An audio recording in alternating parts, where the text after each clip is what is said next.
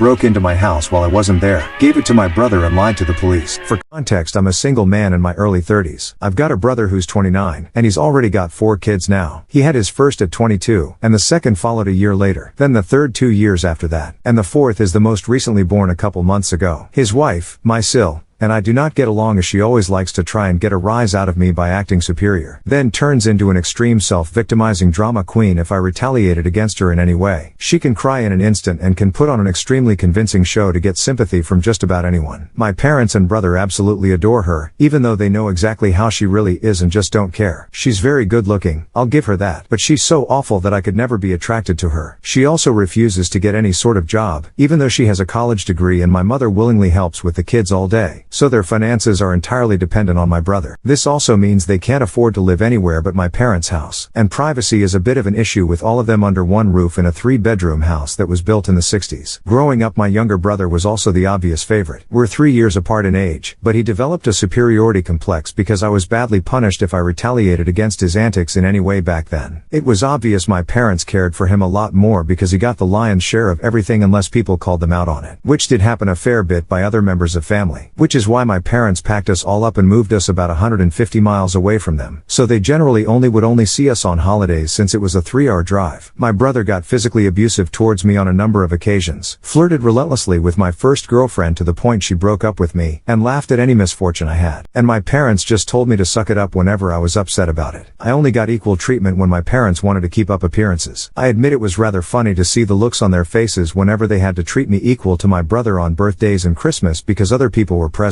We had relatives that were very nosy and loved gossiping drama, so my parents did their best to hide what was really going on, and threatened to take all my stuff away if I didn't keep my mouth shut. If anything, it just made my parents celebrate more when I turned 18 and moved out because it meant they no longer had to provide for me. I wasn't even done with high school yet when I moved out, but couch surfing was far better than living with them. I was low contact ever since leaving home. They didn't even show up for my high school graduation, but I really didn't care. From that point on, I would usually only see my parents and brother on holidays like the rest of the family. The start 2020 pandemic was not kind to me. I lost my job, and couldn't renew the lease on the condo because my roommate also lost his job and neither of us could afford the place on unemployment money. It was a rented 2-bedroom condo that I really loved. As the lease was ending, my roommate left early to move back in with relatives, and I had to sell nearly all of my stuff because I was soon going to be homeless if I didn't downsize to an extreme. I really shouldn't have rented a place that was so expensive, but I liked living the high life, until that life wasn't kind to me, and I realized I should have been living somewhere far cheaper so I could have saved more money to fall back on. But I had a plan. I own a truck simply for the fact that I've always loved trucks, so I found a $1,000 camper in good shape and put it on my truck just so I could live out of it for a while. It was supposed to be temporary, but I ended up living out of it far longer than I ever thought. I originally was hoping to be able to live out of the camper at my parents' house, where my brother and his family still reside as well. But when I asked my parents to let me stay for a while, they told me they had a full house, and didn't want me there. Plus, we hadn't exactly gotten along in the past decade. They said they'd only agree to let me park my camper there if I paid them basically what it'd cost to rent an apartment in my area. That was way too much just to park my camper. I was jobless and trying to save as much of my unemployment money as I could till I could find a new job. I may as well be living in an apartment with that rent price they were asking. My parents called my camper an eyesore and told me to take a hike since we couldn't come to an agreement. And Sil thought it was absolutely hilarious I had to live in a camper. My brother joined her in pointing at and mocking me while calling me a homeless bum. I parked my truck/camper in a store parking lot to sleep on the first night that I had nowhere else to go. I felt scared out of my mind that someone might try to break in. Suffice to say, I didn't sleep well that night. There was nowhere else I could go as any other relatives that owned houses were fairly far away, and all my friends were all apartment people. And I was pretty attached to my area as well, so I didn't want to just leave. I'd also had my mail forwarded to a friend's apartment. It was the only way I could still get my mail anymore. Finding a stable place to park was pretty difficult. I went looking around to try and find a job similar to my old one. It took months of living the nomadic camper life. In that time, I had to deal with a lot. Everything from beggars and drug addicts, to people demanding I leave because my camper was an eyesore. At one point, someone who told me to move claimed to be with an HOA. I wasn't even parked on a street with houses.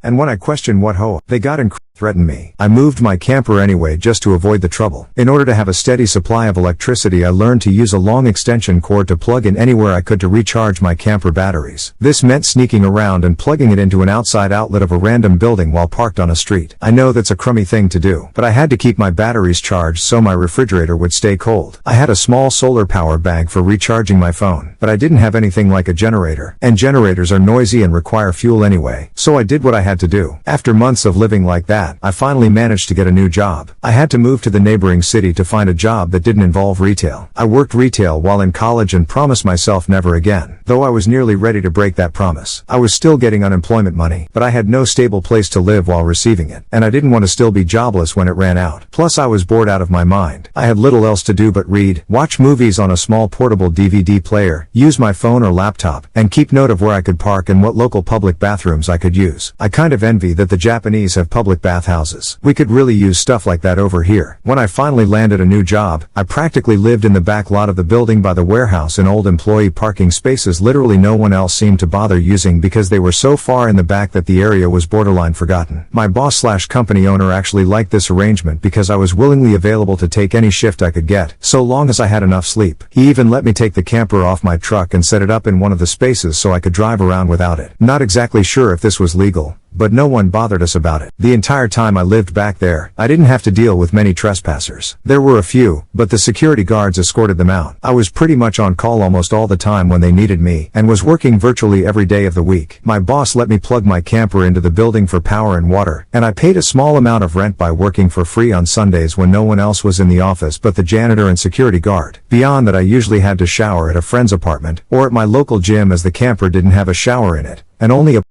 a portable toilet, and I didn't want to fill it because emptying it is a nasty chore, so I used other bathrooms as often as I could. I had a key to the warehouse, and could go in to use the bathroom there at any hour. I was even on a first-name basis with the night security guard. He's since become one of my closest friends. The camper was easy to heat in the winter with a small electric heater. Summers were not fun though. The camper didn't have AC, so I had to get a used portable air conditioner just to make it bearable. I made a lot of overtime pay, and hands-on learned some new skills from other employees. Eventually, midway into this year, I landed a better position in the company as a supervisor, and started making a better salary than my old job. That's when I decided I wanted a house. The scare I'd gotten from losing my condo made me realize I needed something much more stable for the long term. I looked around for something close to my work, and just 2 miles away found a 3-bedroom manufactured home on a small property. But I managed to get it for $10,000 less than the asking price somehow. I used nearly my entire savings for a down payment and got approved for a home loan. I finally didn't have to live in a camper anymore. There was enough space for me to back my truck in behind the house to take the camper off to set it up in the backyard. So I put it there as its own little building just in case I want to use it again. When I was fully settled in the house, I was dumb enough to brag about it on my book of faces. My family saw the post, and that's where this shit really starts. After a few weeks, my parents and brother along with his family came to visit completely unannounced to have a tour of my home. I didn't even give them my address. So how they found out where I live, I still don't know. None of my friends have fessed up, and no prior family members visited me before that. So I wonder if they stalked me at work and followed me home or something. It really wouldn't surprise me. Once I opened the door, they practically all shoved their way in like rambunctious tourists. Then just started making themselves at home. They all kept poking around, and Syl had this creepy smirk that she was repeatedly flashing me. And it was only later that I figured out why. And it made me madder than a bull on steroids that just got stung by a hornet. My parents were constantly talking about how I've got so much extra space now, and it's too much for someone like me who has no wife or kids. Sure, not now, but maybe someday. And my brother kept remarking about how there was more space than our parents' house, and my house was closer to his job too. Red flags all around, I know. Eventually my brother asked me to speak privately. Everyone else suddenly left the room and piled out onto the front porch. That's what finally made me realize they'd planned something. My brother, let's call him Dan for the sake of simplicity, said the house was too much for me alone, and I should let him move in with his family because his wife is pregnant with kid number 4, and my house is much closer to his job. He pointed out that I already have the camper, so I could just live in that outside while they live in the main house. And I'd like to point out that Dan never once spoke of offering rent. Mind you, he's got a good job. He also started talking about how there would be changes, and even curfews, and that I couldn't just walk in at any time without prior notice. If it weren't my brother, I'd think the person I was talking to had lost their mind. But Dan lost his marbles long ago thanks to our parents parents treating him like he was the center of the world. I tried to speak, but he kept talking over me as if I had no say in the matter. There was no way in hell I'd rent my house or parts of my house to him. Other people maybe, just so I can pay the mortgage off more easily, but certainly not him, or his nasty wife. I've heard of this exact kind of situation in videos online many times, and never once did I think I'd actually live it because I thought it so ludicrous. But my parents, brother and Sil do all fit the bill for a bunch of narcissistic entitled crazies. So I picked up my phone and set it to start recording, then just held onto it. Dan didn't even seem to care or notice that I'd done this, and just sat there with his arms waving around while talking about all the reasons of why he needed my house. Then went from saying that to acting like it was a done deal and trying to reach out his hand to shake mine. That's when I finally showed my backbone and said hell no. And I said it loud enough that Dan stumbled backward for a second. I'd rarely ever raised my voice to him on that level because I was punished by our parents whenever I did. But this was my house, not theirs. My spine can be as shiny as it wants here. I stood up and then told him that my house was not up for grabs, and acting like I'll let him move in just because they want it won't make it happen. I bought my house for me, and it's not my fault he keeps having more kids and has to keep living with our parents because he can't afford to move out. Dan got as physically close to me as he could without actually touching me and said that I didn't deserve the house, and he needed a better place for his family to live. I laughed back in his face and said that was total bullshit because I worked hard to be able to buy my house. Of course I deserved it. Dan started yelling that I have no wife or kids, and I don't need all the space, so I may as well give it to him. I said I'm not giving him anything, and he never even offered to pay me rent. If I let him move in, I'd still be covering the entire mortgage on my own house without even being able to live in my own house. Then Dan told me that he shouldn't have to pay rent because his family comes first, and our parents said I was going to do this, and that I will. I yelled as if their word was law or something, and told Dan that they did not have the right or power to give my house to him. Then right one cue my parents and Sil barged back in through the front door and surrounded me to try and force me to agree. There was a lot of fighting, but to sum it up from this point on I heard the line just do it for Dan way more times than I can remember. In the fight I told them all they don't have a say in my life or my house, and to get out before I called the cops. Sil screamed the loudest at me about how she was pregnant again, and I can't do this to her. I said I did nothing to her. She just assumed she could take from me like I would just allow it. I had no obligation to her or her family. Then I called her a stuck-up bitch who never had any respect for me. So I don't care what she thinks or how many kids she has. I have no sympathy for her. She won't be living in my house. Well, that made her angry enough to attack me. She got in one good hit on my face and tried to do more, but my brother held her back kicking and screaming. She kept demanding he let her go so she could scratch my eyes out. The phone I was holding recorded pretty much everything, so I held it up and said I was going to call police if they didn't leave right away. My parents told Dan they were leaving. Then my mother said that I had a week to come to my senses. I told her I won't be, and to not come back. Then I told Sil that my phone recorded everything, and if she tries anything, I'll press charges for assault. She screamed at me and then stormed out loudly crying with her face in her hands. My mother was the last one out the door and said that I better do this for Dan and Sil. I responded by telling her I won't be. Part 2. After I kicked my parents, brother and Sil out for trying to force me to hand over my new house to my brother, I immediately went to my social media and told the story to the whole family. It spread pretty fast, but you won't find it now because it all got deleted some time ago and I put my own profile on private. I posted about it because I knew that the first thing my family would do when they got home is try to twist the event to make me the villain. And I was exactly right, but I had about an hour to get started before them, and I had video evidence to back up my story about what they'd done. No, I don't plan on showing the video here, so don't ask. Being preemptive worked because I got a fair number of family members on my side right away. My parents, brother and Sil must have been all set to write their own post, but it was too late, so they didn't even bother trying to lie much. My parents, Dan and Sil, had a few flying monkeys supporting them, but not much else. Plenty of others knew how entitled they already were. So what happened was something they all quickly understood and accepted. There was one person in particular that called me. I don't know who they were, but they ranted at me that I was a horrible brother, and I needed to make way for a real family man. I just ended the call and blocked the number. This didn't repeat. The week went by, and my parents showed up with Dan at my front porch just like they said they would in their prior ultimatum. They rang my doorbell like crazy and also pounded on the door until I finally answered. I opened it just a crack, and they tried to shove their way in again, but I'd installed a couple of latch chains that prevented it, and even braced my body against the door for good measure. My father and brother demanded I let them in, but I said I was recording everything on camera, and would call the police if they tried to force their way in again. My mother calmed them down, and then in her most sickly sweet tone asked me if I was ready to let my brother move in. I told her and the rest of them to fuck off and never come back. My mother put on the crocodile tears and asked me why I can't just do this for Dan because he's my beloved brother. I laughed and then bluntly said I do not love him as a brother because he treated me like shit for years, and they only encouraged him to do so. They are terrible parents, and he is a terrible brother. Then told them to leave or I'd be calling police ASAP. They all left surprisingly easily, apart from my mother's loud crying and the others giving me dirty looks. One could say making them leave was suspiciously easy. I thought the whole mess was over, but I guess I should have taken them more seriously, because they had other stupid plans. I came home later that week on Friday evening to find a moving truck and my brother's minivan parked in my driveway. It was Dan and his family there moving stuff in. He just waved to me with a shit-eating grin when I saw him. I was furious and told him and the rest of his family to stop. But Sil smugly said to me that like it or not, they were moving in. And then in the most fake way while tilting her head and puckering her lips, she said that it was okay, because my mommy allowed it. And I should always listen to what my mommy tells me. I seethed with rage just hearing those words and looking at her smug bitchy face. So locked myself in my truck to call the cops right away. When they realized what I was doing, Sil started pounding on my window and yelling at me to stop, and that I can't do this to her because she and Dan need the house. And she cried, "Why can't you just do this for Dan?" I responded with, "Fuck Dan. It's my damn house, not his." Then she threatened to key the side of my truck unless I stopped calling the police. All of which the 911 operator heard, thanks to the window being slightly open. I told Sil if she damaged my truck, I'd sue her, and she was smart enough to retreat. When the police arrived, Dan and Sil along with their kids had locked themselves in my house. I told cops what had happened, as well as showing them my new driver's license that had my current address on it. Then when we went to my front door, I saw that they'd changed the lock, and the old lock was laying on the porch with the center of it drilled out, and the drill they used was laying right next to it,